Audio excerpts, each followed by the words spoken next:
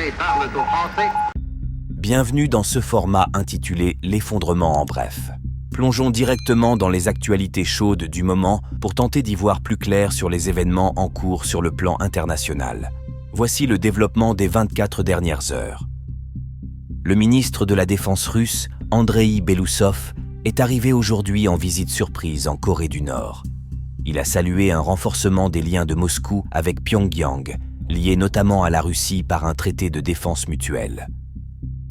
Les systèmes de défense antiaérienne russes ont détruit 47 drones aériens ukrainiens, dont 29 au-dessus de la région administrative de Rostov, qui abrite le QG de l'opération russe en Ukraine, a déclaré l'armée russe dans un communiqué.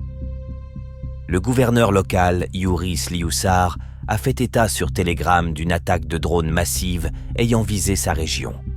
Elle aurait provoqué un incendie dans un dépôt pétrolier. L'attaque a été revendiquée par l'état-major de l'armée ukrainienne qui a indiqué que le site fait partie du complexe militaro-industriel russe et qu'il fournit des produits pétroliers à son armée. Il annonce également la destruction d'une batterie de défense aérienne Buk M3 dans la partie occupée de l'oblast ukrainien de Zaporijia. Les autorités ukrainiennes ont annoncé que la Russie leur avait remis les corps de 502 soldats tués dans la guerre entre les deux pays.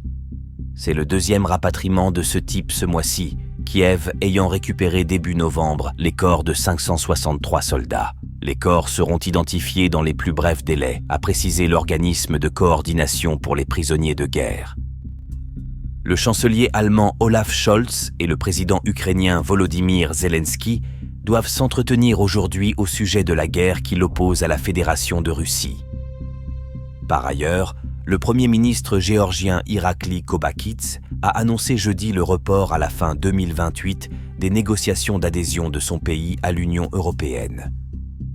À tous, de la radio Bref, l'effondrement, fin de transmission.